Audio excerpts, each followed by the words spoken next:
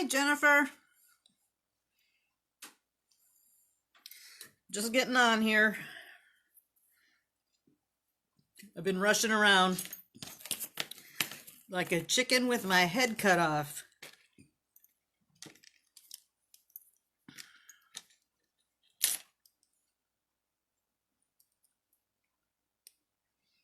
Hi, Paula. Hey, Deb, Carolyn.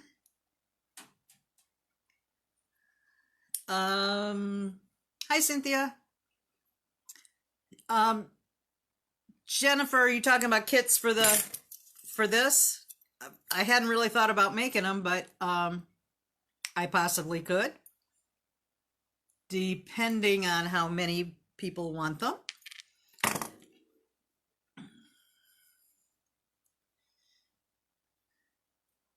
Yeah, that's not my method of choice, though, Deb. Honest to God, I just, I don't know why I'm doing this. Well, I do know because I love you guys and it does ground me some way, but I just got home like 15 minutes ago from the rehab center where my dad's at, and I gave him hell. I gave him hell today, and I am not a confrontational person at all, but it had to be done, and I did it, and I'm proud of myself. But we'll see if any good comes out of it. Hi, Monica. Yes, just the flowers. Yeah, I probably can. I can probably do that. I know a lot of people don't have the pancake dies or a press even. There's always the option of cutting them out yourself. And on the handout for today, I do have a template that I made for the flowers that you could trace, but by far having the discs already made is much easier. Yeah, Jennifer, it is. It is. This place had a 5-star rating, and I felt good about putting him there, for his rehab, and it's just become a nightmare. So, anyway, we could be going through all the stuff that we started with a month ago with him going to the hospital. It could be all coming back again. So, and if that happens, I may do a Thelma and Louise and drive off the edge of the Grand Canyon, although we're not close. So that's not really a threat. Hi, Tammy. Hi, Sonny. Yeah, I see that I'm fuzzy, and I don't know why. My daughter's not here. My husband's not here, so they're not on their devices. So it must be just a Facebook thing.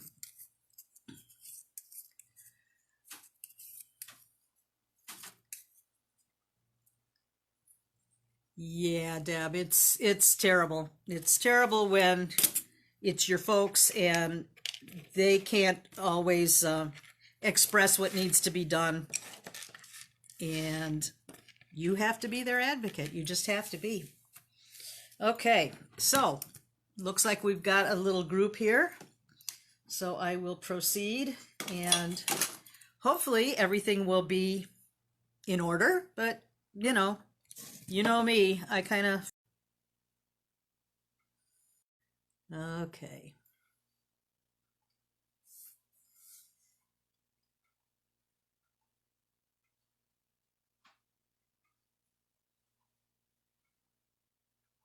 Well, I hope it stays back. It's not back on my laptop yet, so. All right, well, we'll see.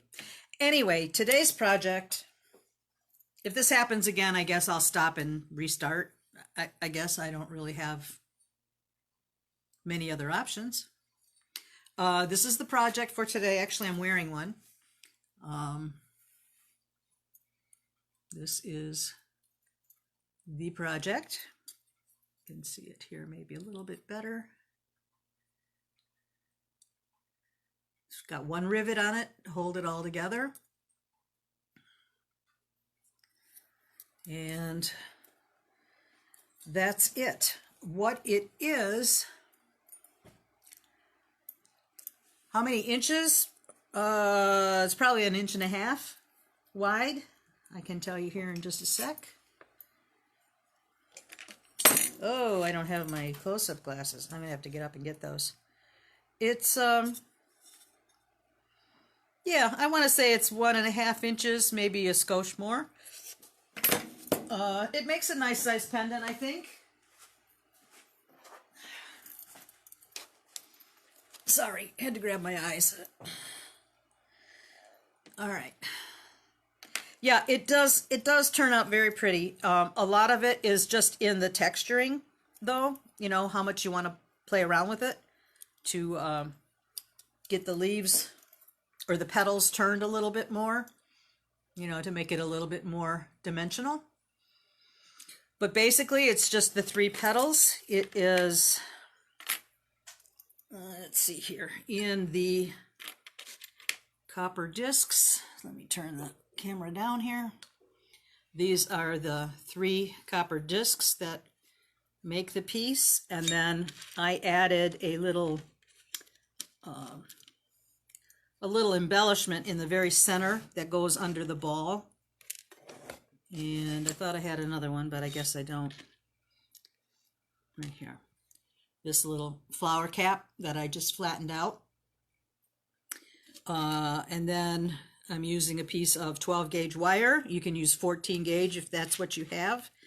I just used the 14 gauge because I wanted the ball to be just a little bit fatter if I could do that. But, you know, you can get a pretty nice size ball with the 14 gauge wire as well. So, but I'm using the 12. And then you need a jump ring, and I am using, I forgot to measure this, but it's probably a 10 millimeter jump ring, and it's 16 gauge copper. That again is something that you can change however you want. It doesn't have to be what I'm using, but I liked how the 16 gauge looks. It looks a little bit more substantial, so I put that on there. And I'm just doing it easy by just soldering the whole ring. I'm not cutting it in half. You could do that if you wanted. It just really is what you want to do. So basically, that's all you need for your piece as far as materials go. And like I mentioned, I do have a template that I just traced these 3 discs out with, and it's on the last page of your handout if you wanted to cut your own discs or make your own with just a pair of metal shears. It's probably a little bit of a hand workout, but it can be done. And this is 22 gauge copper that I'm using. So that makes it a little bit easier to use your shears with. 22. 20 is a little stiff for cutting by hand. Okay, so those are your materials right there. And it will be in the handout as well. Okay, so the first order of business is getting this out of the way. And for those of you who don't know what a hydraulic press is, or a pancake die, these are the pancake dies that make those discs. This particular set of 3. And of course I get my phone call. Okay, so these are the 3 pancake dies for my petals. And I'm going to take a piece of 22 gauge copper, and I will show you how I punch the flowers. Now, whenever you punch with a pancake die, if you don't know this already, if you have pancake dies, you know this, but for those who don't, you line up your metal. There is an up and a down side, so you're putting the piece of metal in the upside and sliding that under. So you want to catch it all. Now these are going to have a tab where the flower petal is connected to this piece that that we'll have to sand off afterwards or file off. So I'm going to go to the hydraulic press. I'm going to bring you with me. Okay. And set you up, hopefully, to see the press.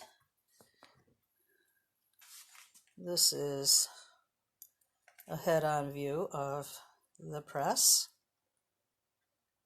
Okay, right there. And okay, so I'm going to put my metal and my pancake die in the press and center it.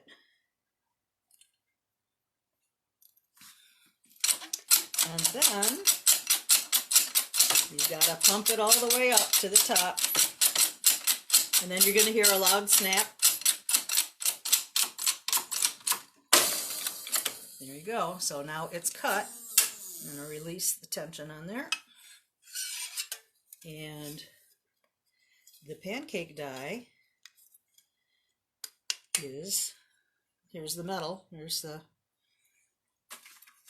piece, and well, that's going to be stuck. Let me see. I'll get it out with a rawhide hammer. Okay. All right. So that's just a very, very brief showing of cutting a disc with the hydraulic press. Let me get back in the holder here, please. Sorry, I hope I'm not making you motion sick here. Okay. Are we back here? Okay, so that's what I was saying. There is a tab that is created from this area in the pancake die, which needs to be taken off. So I will use my metal shears and then just trim that little piece off, and then I will sand or file any rough edges around the flour. Okay. Sonny, the numbers on the pancake dies, I can give you the numbers, but I don't know if they're up or not. Let's see here. You know, things get moved around occasionally. They are 657. That's the smallest. It looks like 599. I've got some rust on this one, so it's kind of hard to read, but I think it's 599.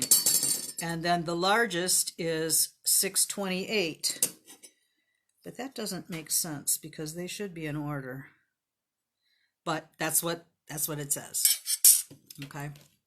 So those are the 3 pancake dies.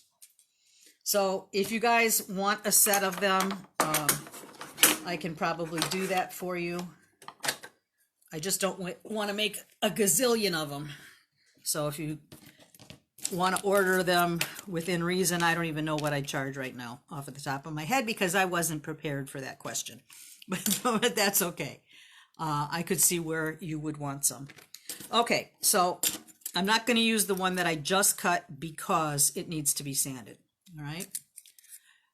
Yeah, I'm sure the jewel tool would, but you know what? With the rust, I didn't read that whole question. Oh, I'll have to try that. I did buy some of that Evapor Rust, but I haven't used it yet. So one of these days I will. Okay, so for this project, I am going to plug this 4-hole punch because I love it. It's if you don't have one, this is one tool that I consider a necessity. So there's a 3-hole and a 4-hole. If you can get one of each, that's great. But if you had to choose, I think I would choose the 4-hole because this one gives you the wire gauge sizes in here too. So So yeah, this is a good thing to have. So I'm going to turn the camera down a little bit and prepare our flowers. And I'm going to have a swig of my pop.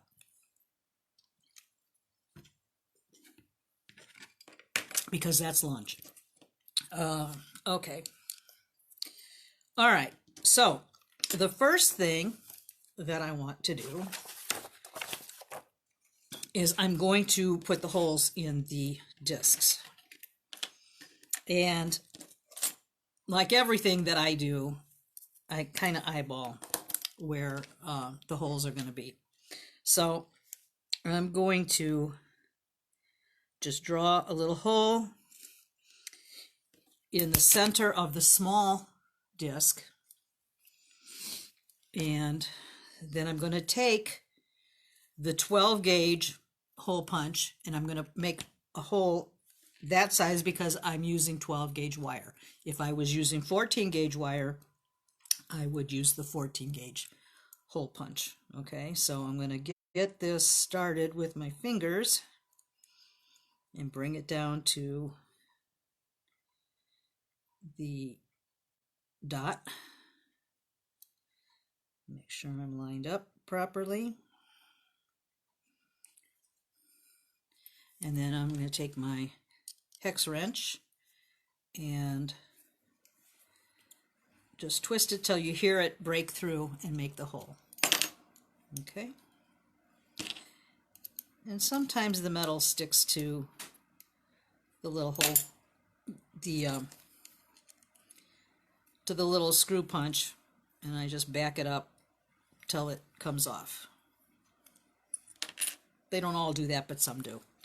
Then I'm going to take the little disc that I just punched the hole, and I'm going to center that on my second piece.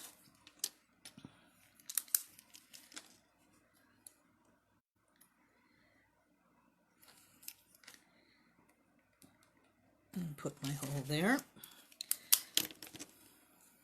And make the second hole.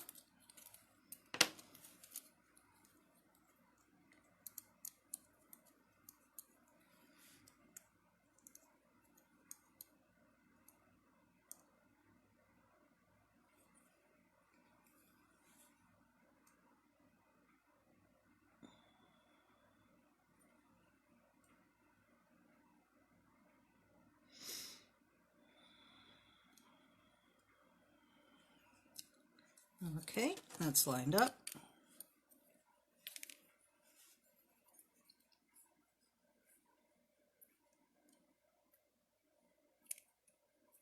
Yeah, this is Eugenia Chan's hole punch, Tammy. And I have used it on 20, 22, 24. I don't recall if I've used it on 18, but I'm sure it would go through 18. All right, now I'm going to take that second disc and line it up on the third.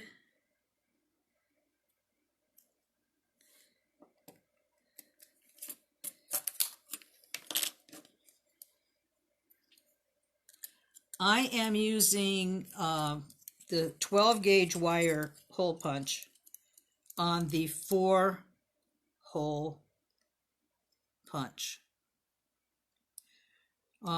Eurotool manufactures these, but this is Eugenia Chan's design.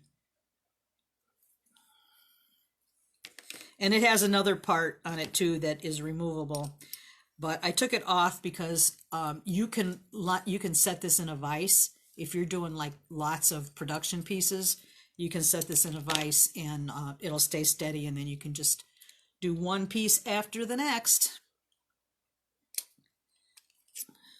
Okay. And also when you have that other piece on there that's attached, it limits the size of the piece that you're pushing through. But this is really a nice advantage over the standard 2-hole punch in the respect that you've got the depth that you can, put your hole in the center of whatever size piece of metal you're using, as opposed to this 2-hole punch. You've only got, this is only as far as you can go in. So that's kind of a drawback, but this is good in certain applications too. So they're handy to have. I say get all the toys if you can. Oh, Tammy, thank you. This is going to be a demo in the next week or two. This hammered sterling silver bracelet and earrings to match. So look for that in a week or two, like I said. I just started working on the handout for that.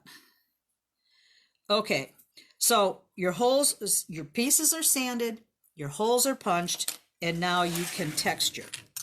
And I love my little frets hammer, like it's a straight line texturing hammer. There's probably a different name for it. I can't think of it, but this is item number 412. If you don't have one of these in your tool lineup, it is nice to have. There are knockoffs of this same tool by some other companies that are probably just as good. I don't know for certain, but I am going to, how does it differ from using a Dremel to drill holes? The thing with using a Dremel is you have to, your piece can fly around. It can spin around while you're drilling. So you have to make sure that you've got a stable surface and a way to hold on to that disc so it doesn't spin around and fly and potentially cut you or whatever. But yeah, you can drill holes with a Dremel. You just have to have the right size twist drills for the wire that you're using. And don't ask me what those sizes are right now because I would have to look that up. But I'm sure that it could be done, Becky. Or Michelle, that's it. Becky, you have this hammer? Yeah, this is a nice hammer. It's lightweight. It feels good in your hand. It's easy to work with. There's two sizes. One line is just a little bit thicker than the other side. So anyway, so I'm gonna just start making these lines. I'm working on a steel bench block.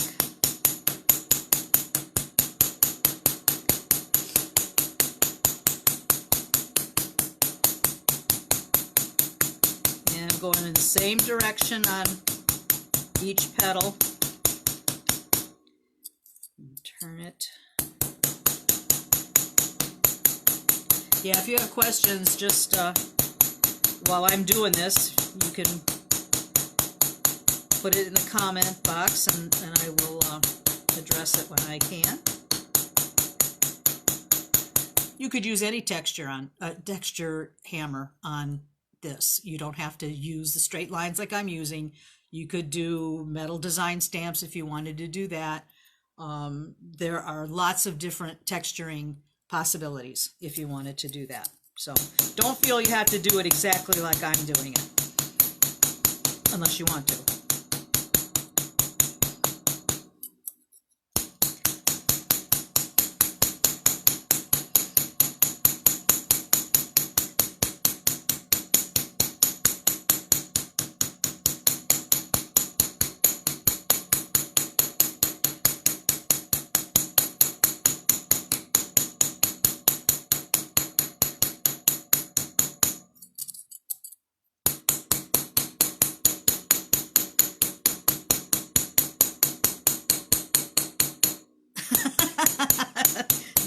Deb, you're funny. I have always said that whenever you're using your hammers, it's a great time to get out your frustrations, because you can pretend it's somebody's head or, some issue, and get out your frustrations that way. So, yeah, this used to be like my coworker's head sometimes when I was in the working days. But thankfully I don't have that issue anymore. Just the rehab place now. can't believe the level of inefficiency in some places. You know, it just boggles my mind.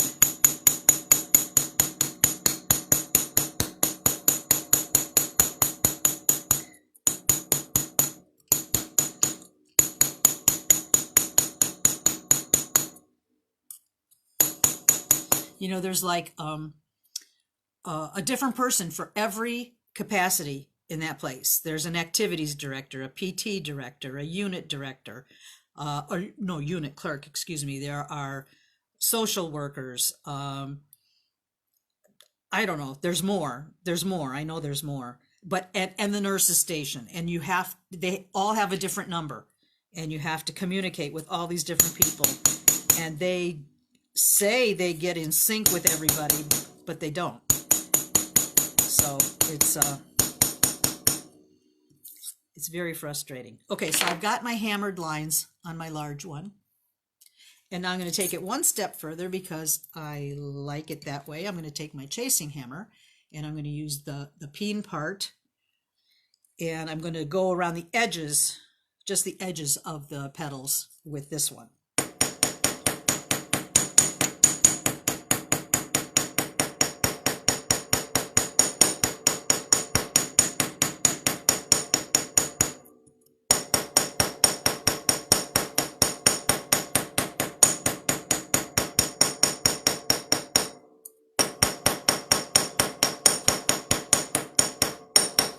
And this is for you and for you.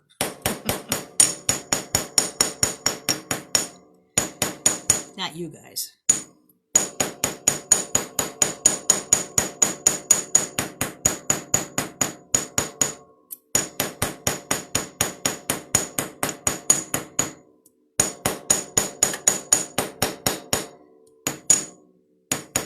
This is such a simple project, really. But I think the detailing that you do in this is what really makes it stand out. Okay, so that is petal number 1. And I'm going to do these other 2 real quick. So talk amongst yourselves.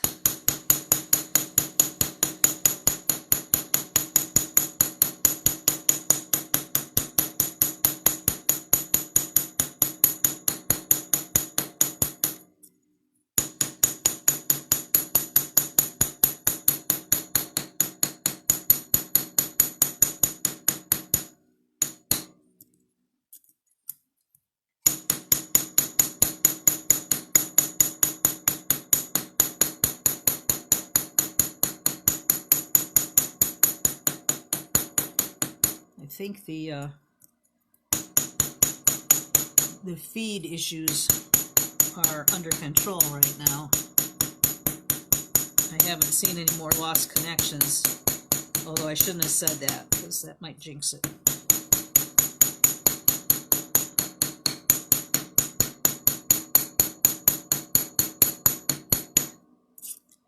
All right.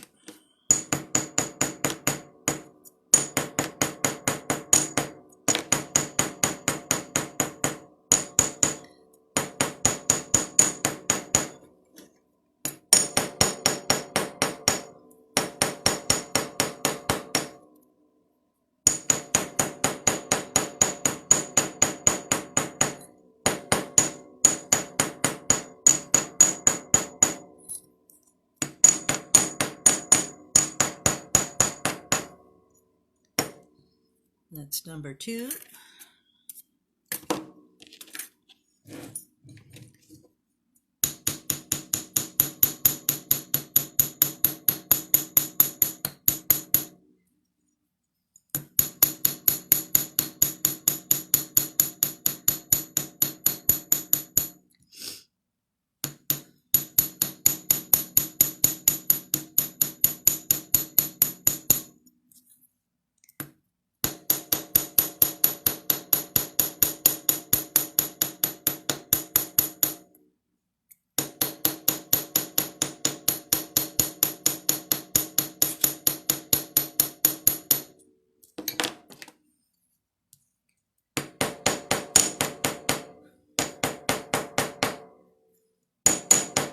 Fretz has a little teeny one, little hammer like this that has the two different, not really ball peen edges, but sort of, kind of.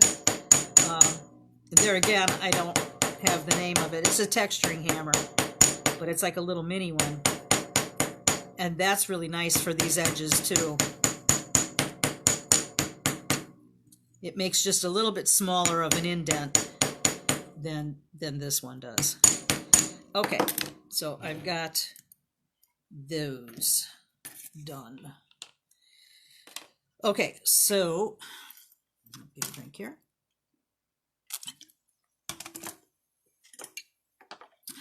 All right, let me check message or comments here.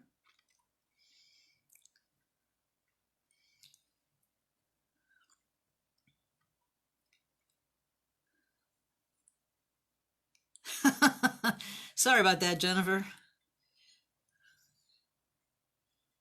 When you first punch out the flower, do you need to anneal? No, you never anneal metal that you're gonna punch out with a pancake die. It'll get stuck in there very badly, so you don't need to do that. Yeah, no annealing whatsoever with the pancake dies. All right.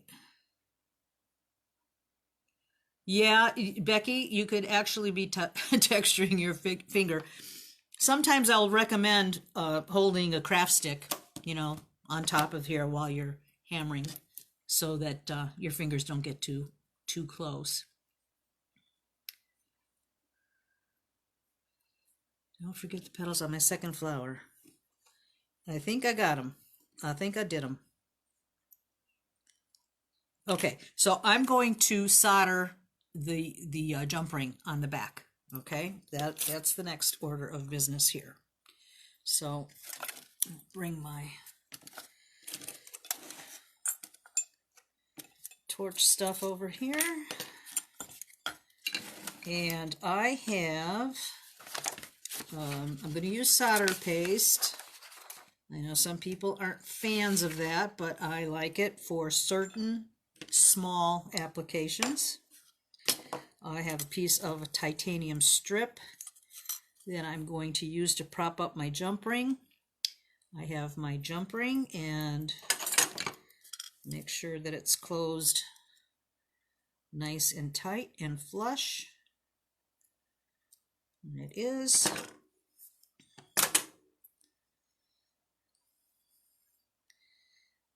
Okay, so the only piece that's going to get the solder is, the jump ring is the large piece. All right, and I want to line that up. There's a petal that's not too curved, and I'm going to put my jump ring on that piece. That's where I'm going to attach it. So it'll be, going like that. Okay. Yeah, Sonny, that one, from what I can make out, it says $5.99 on it. I wish it cost $5.99. No, that's okay. They charge fair prices. All right, so what I'm going to do is put a little piece of titanium on here to just... Well, actually, I don't think I have to on this one. I think I did that. Maybe I'll do it on the flower. I did that on the first one that I did, that I had already curved my petal. So maybe I don't need to have that on here.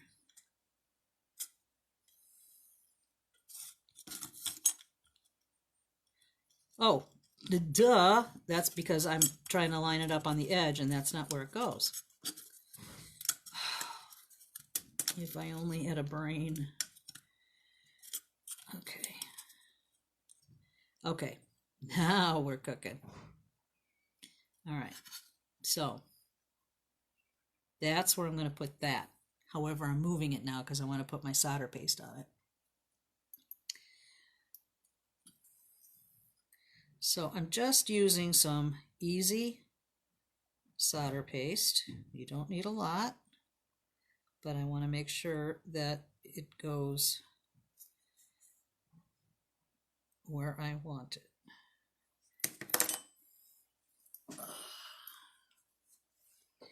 All right, so I just have a little bit of solder paste on here. Put that down with the split side down. Oh, please. Okay. And even though solder paste has flux in it, I am still going to put a little flux on there. All right, now I'm going to get my torch. I'm going to solder this on here, and then I'm going to put it in the pickle.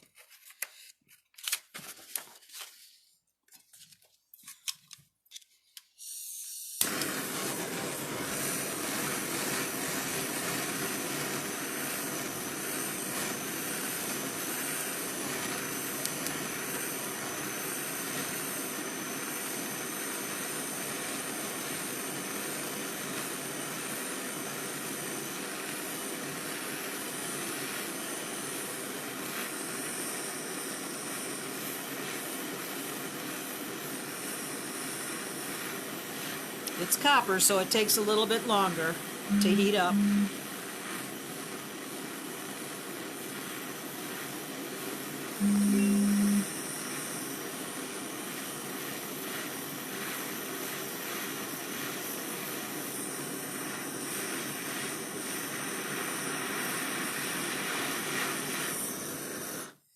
Okay. All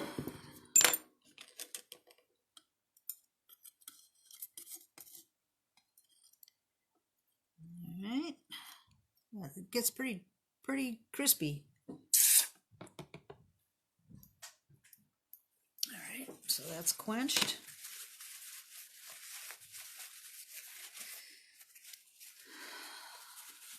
All right, jump ring is on. All right, so I'll move this out of my way. And then I'm going to stick this piece in the pickle.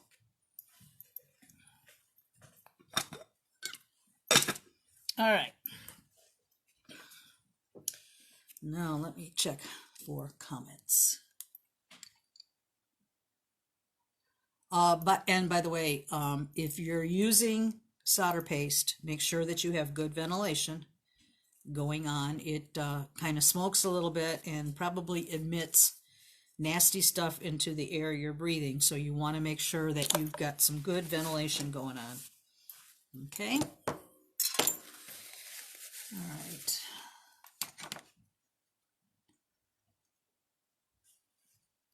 All right.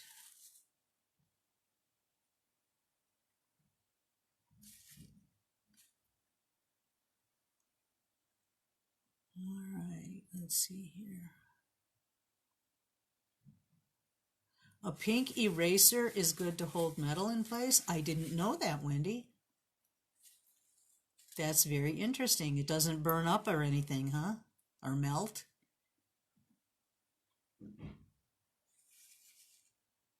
All right.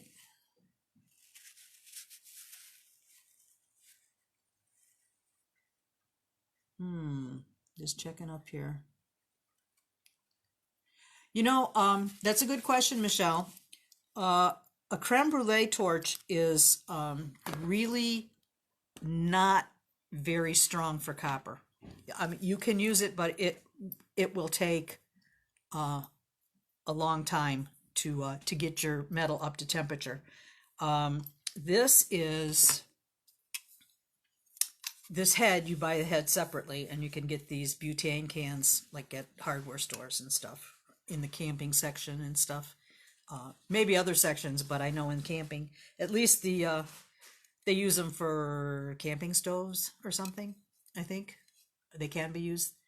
And yeah, this one is a much more powerful one, and I use this just on copper, and I used my little creme brulee torch for silver. So, but you can use other stuff too. I don't have the big guns torches for soldering, but I don't do that much silver work. So when I'm working with fine silver or silver, sterling silver, it seems like the creme brulee torch works fine. Okay, you meant when hammering. Okay, all right. Yeah, I was wondering how does that not burn? But hey, you know, I don't know all this stuff. So, okay, so while that's pickling, we will get our. Well, I might as well at the same time do the ball end of the wire. I'll do that now too.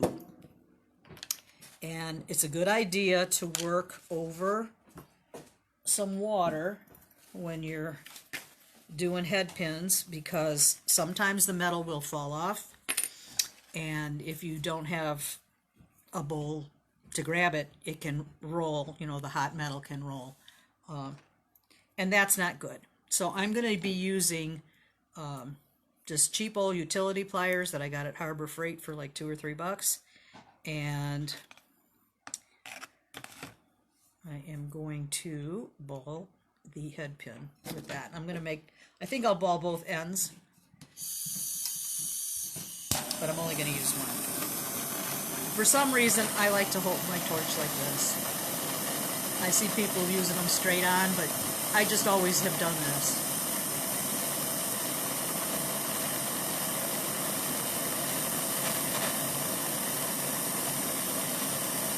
And you want to have your wire right on the tip of that blue cone of the flame. See, it's going to start to ball up here. Just a second. Should have flipped my glass.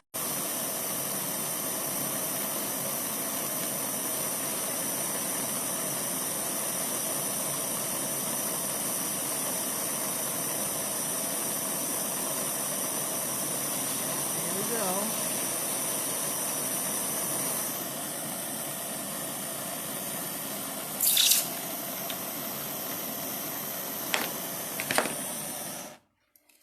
Okay.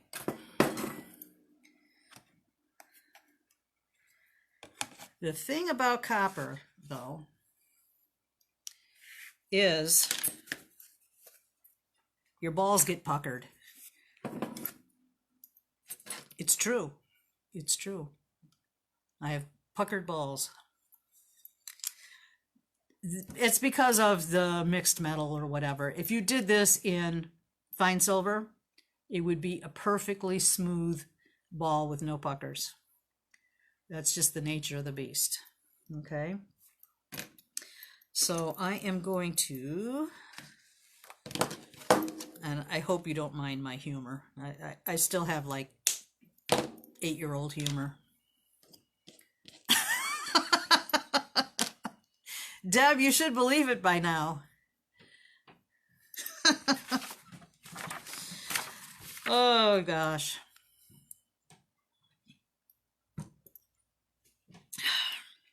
What can I say?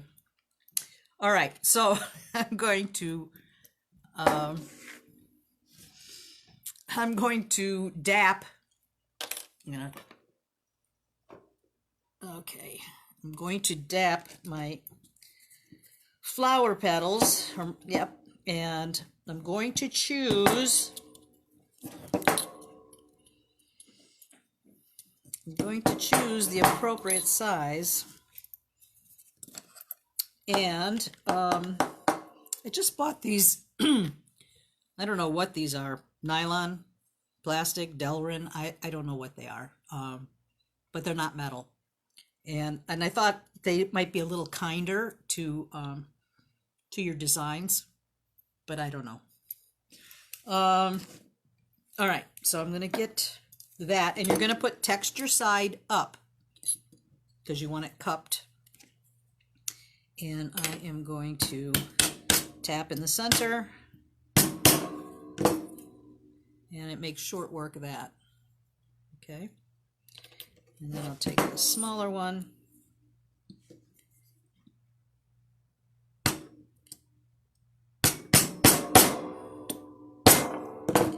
This one, I think I'm going to put it in a little bit smaller hole.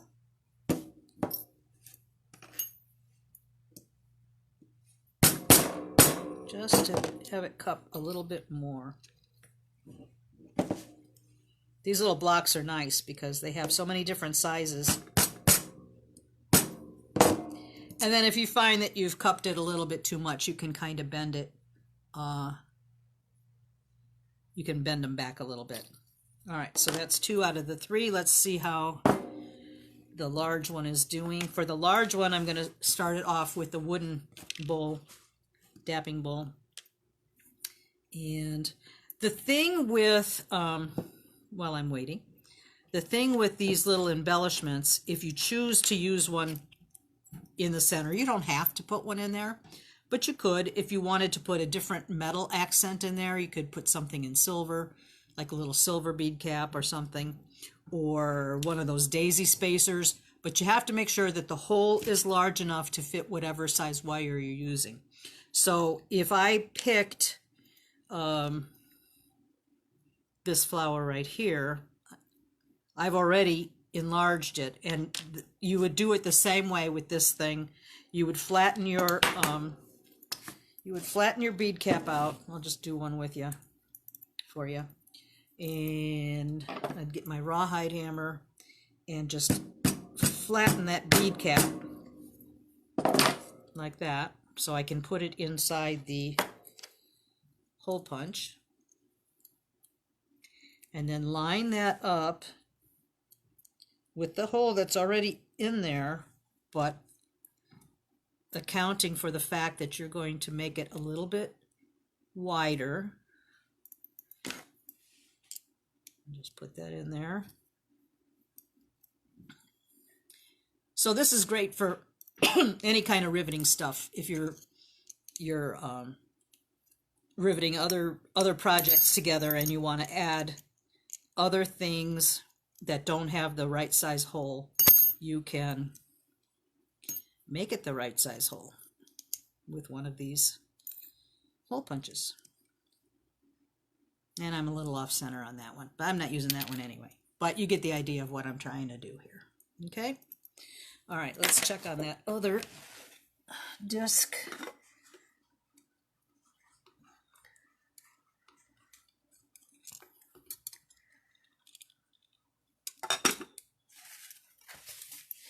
All right.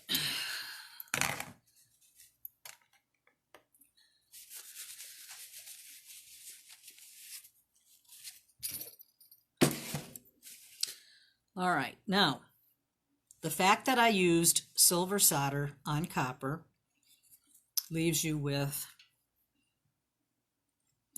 copper solder on the back of the piece if you've put too much. And really, it's really hard not to put too much when it's the paste. It's kind of hard to control it.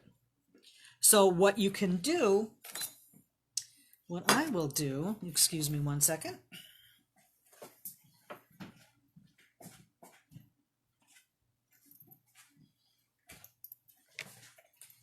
I am going to use my micromotor or flex shaft or Dremel, whatever power tool you have of choice. And I'm going to put in this 3M disc that's pretty aggressive. And you should have a dust mask on for this. I'm looking for my foot pedal, which I don't have on this.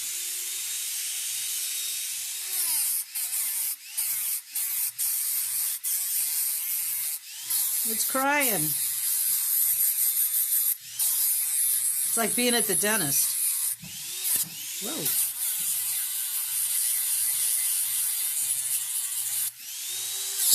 So you can knock a fair amount of that silver solder off with this. My flex shaft is a lot more powerful than this thing is. That's one thing I did not realize when I bought this, that this was not quite the same as far as speed. Okay, so what I'm going to do now, I've cleaned off a large part of the silver solder that was on here. But now I'm going to plate it. And I want to do that before I patina. So to plate it, I am going to take, I've got my pickle pot right here. And I'm going to take some hot blue pickle and some old steel wool and put that in. Put that in the pickle. And then I'm going to put that area that I want to plate. I'm going to kind of bury it. This might be overkill. Some people might say that's overkill with the steel wool, but it works good for me, so I just have kind of stuck with it. So I have a piece of steel wool under where I want to plate it and a piece over. Okay, and I'm just going to let that sit for a couple of minutes. All right. Theoretically, you know, if you kept it a little bit longer, like 10 minutes or so, that would be good. I don't want to lose 10 minutes on the demo doing that. So just so that you get the gist of what's going on. Yeah, it is bubbly. And it's weird. It's like as soon as you put this steel in here, the blue color kind of disappears. I don't know how, I mean, it's a chemical reaction of some sort, I guess, but you know, it's just something I noticed. I don't think it matters one bit, though. Okay, so next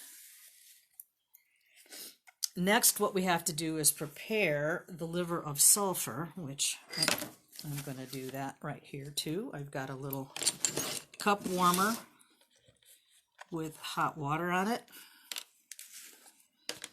PU. And I'm going to put some liver of sulfur in the hot water.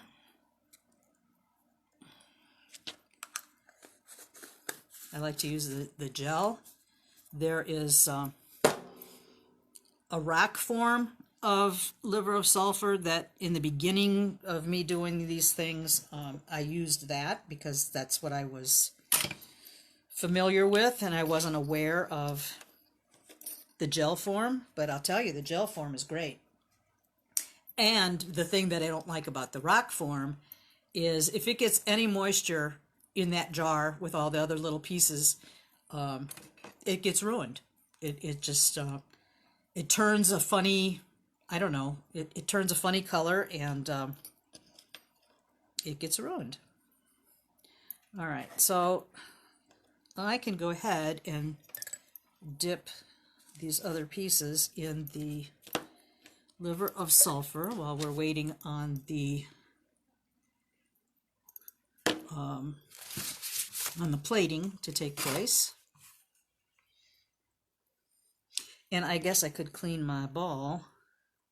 Actually, this is quite nice. I think I'll just clean it the same way.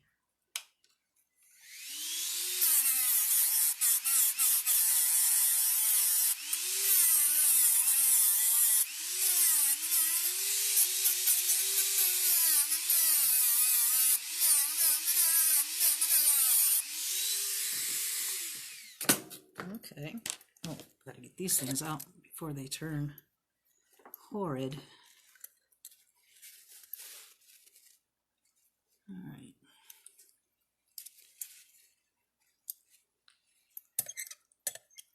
I'm going fishing here in the patina.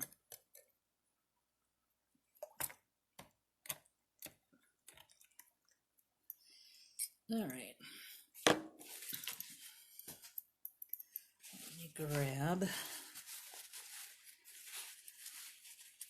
So we're moving right along. This is, like I've said, it's not a super involved project, but kind of cool nonetheless. I think I want this craft foam here.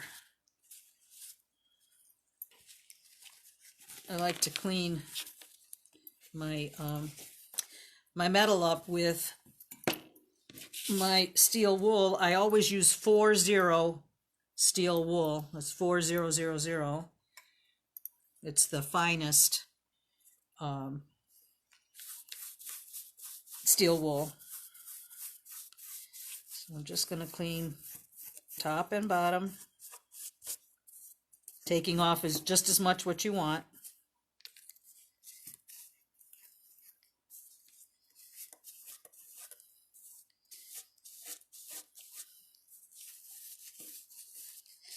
And here's another thing that we can do too to help shape your petals.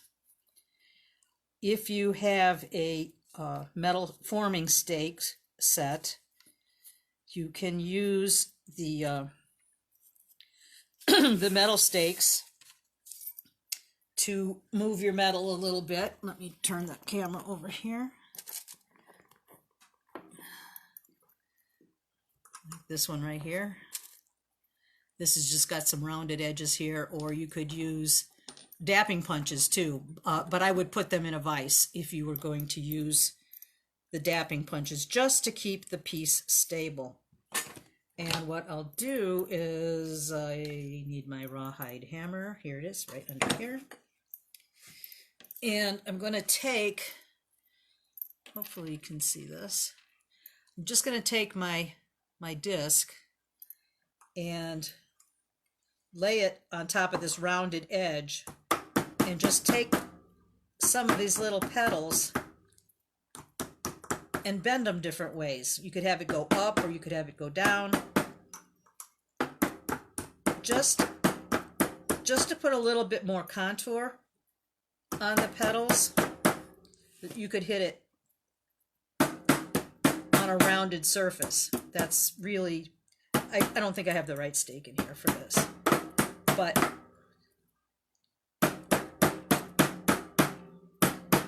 don't be afraid to whack them a little bit, because it makes a big difference.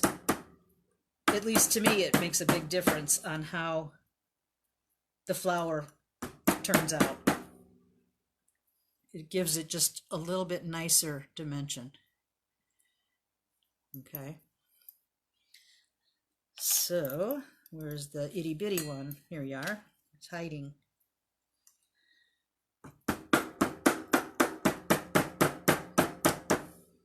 You could probably move these with your pliers too, you know, just kind of bend them a little bit, but you risk leaving scratches on them. So if you can bend them over on something like this, that'd probably be the better way to do it.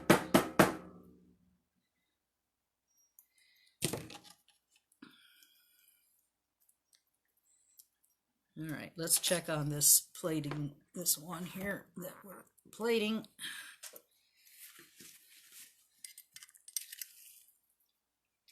Well, that looks pretty good. That just covers that little silver residue real nicely. But seriously, if you put this on a cup warmer and kept it warm and kept it on there for at least 10 minutes or so, you're going to get a nice plating coverage on there.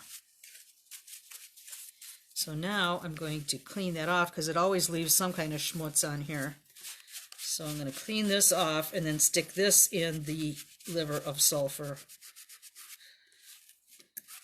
And then, well, no, I'll cup this one first.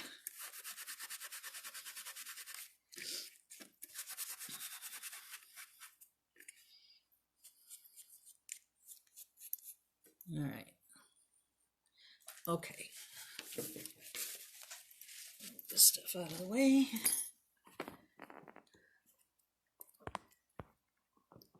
All right.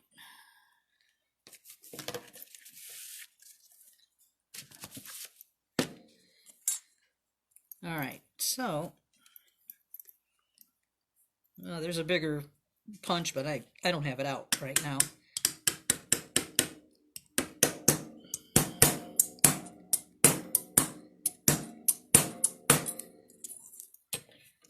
And I don't want to cup this one that has the hanging hook too much. Otherwise it's going to kind of fall over a little bit. You can actually push that back, just bend it back a little bit. And a lot of it is trial and error. You want to just kind of line everything up and see how it looks. And if you're satisfied, then you move on to the next step. I'm going to move these over again, over here.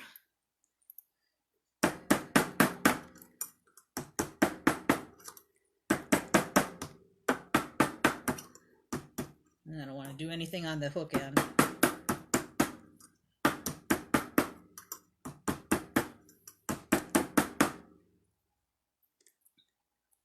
You know, you can play around with this as much or as little as you want, you know, to the your desired effect. Okay.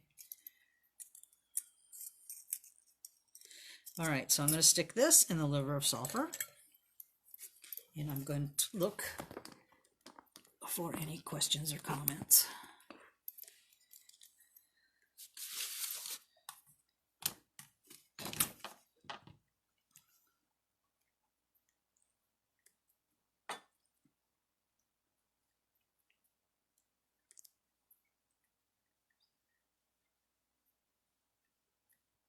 Gwen used the purple punch. Is that a Lion Punch Forge product, Jennifer? I think it is. Why? Okay. Michelle, on why use the wooden one? Because it's got a larger hole in it than the metal, and for the larger piece, it just doesn't fit in one of these sizes. Okay. The wood is a little bit kinder to your stamping designs than metal. You know, when you're hitting metal on metal, sometimes you can kind of I don't know, mess up your designs. So that is probably but the size is the biggest reason. But I love this block, but it doesn't go particularly deep. So there is a smaller block that comes with a dapping punch that I will use for a deeper impression if I want to use the wooden one. Okay. All right, let's check on this piece.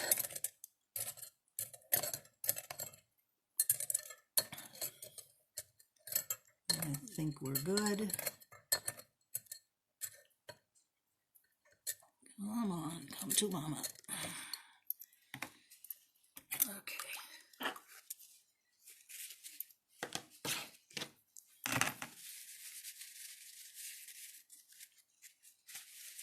Okay. All the stuff that accumulates is incredible. Okay, so that's good. We'll clean this off.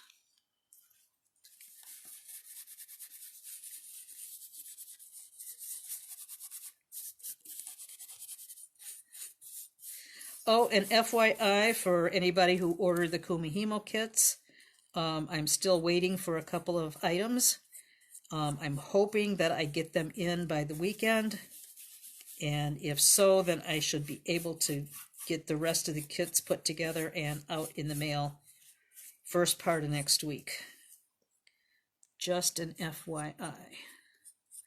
I hate when things take a long time, but you know, I had to order most of the supplies for that. So and then I had a snag finding some of the right beads, so we shall see what actually turns up. All right. Okay, so all the pieces are ready to assemble.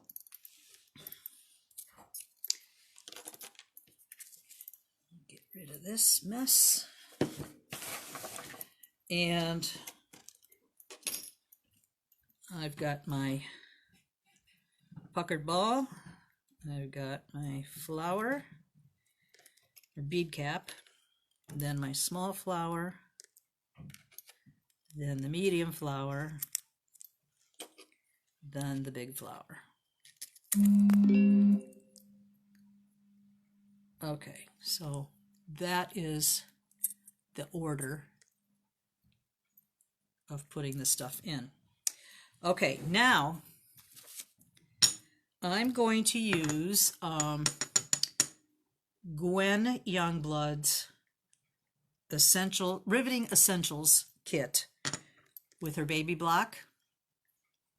I don't know if that's what she calls it, but I think so. This is a little baby block.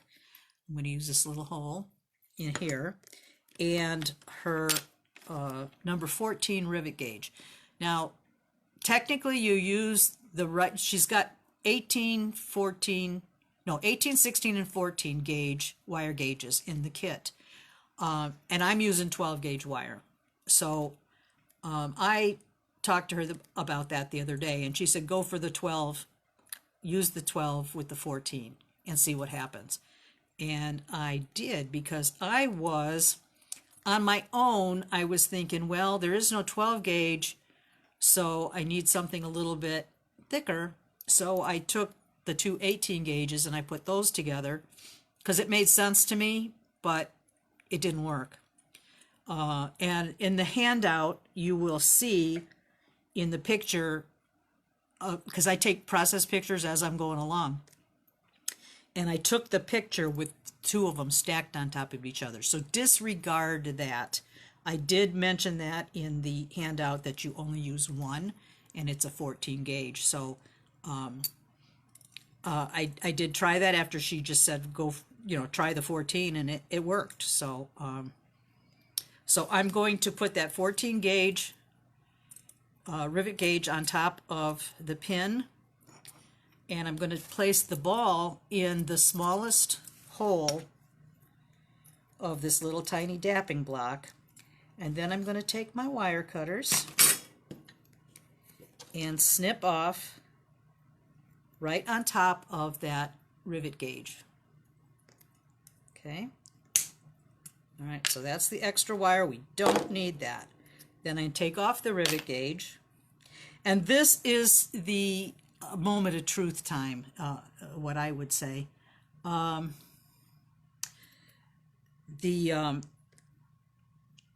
If you've cut your wire too long, if this stem part is too long, it's going to bend over just like a nail when you hit it improperly.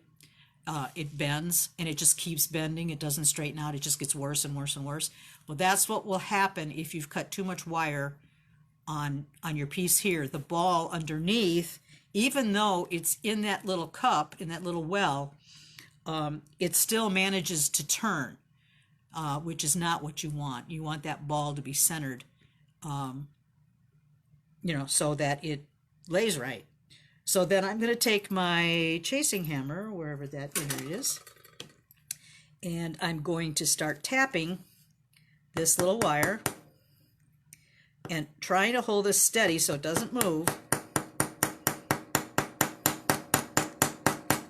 And that wire kind of spreads, it kind of splays out over the hole, and you shouldn't have much of a hole or a gap around that hole, because it's a 12 gauge hole that you've punched and a 12 gauge wire that you're putting in there. So it should be, it's not going to be snug. At least I didn't find this to be snug, but it should be snug enough that it stays where it's supposed to stay. So far so good. So I just want to spread that wire a little bit more so that I know that it's going to hold all the pieces together.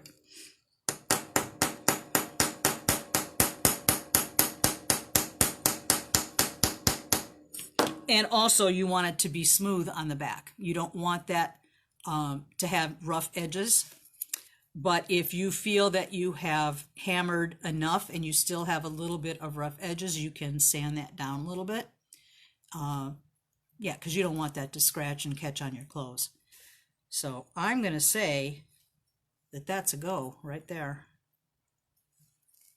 It's all put together. So with minimal effort, you can have a really pretty pendant. What do you think? That's it. It's done. Now, I don't normally put any anything on it to seal it, or what I would do is I will tumble this.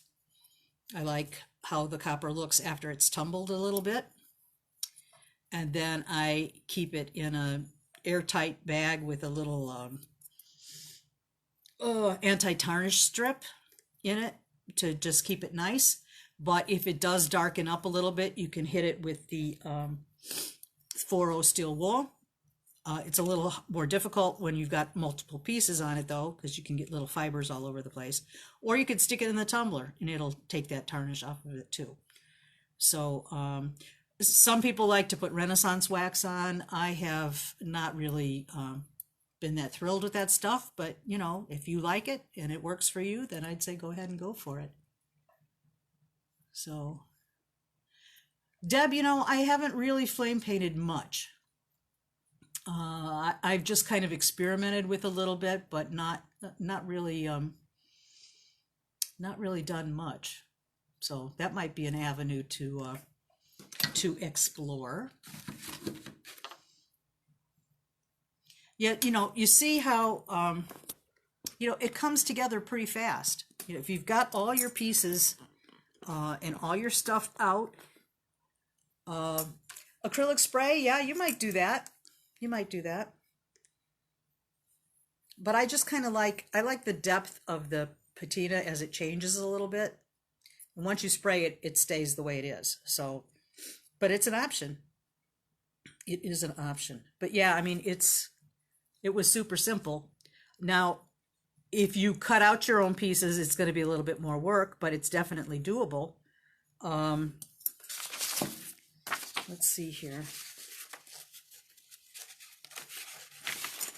On the last page of the handouts, I put 3 copies of pictures. So, but I would recommend, if you're going to print that out, that as a template, that last page, if you have cardstock, I would print that page separately on cardstock, and even keep one as a master if this is something that you like to do, so that way you have them.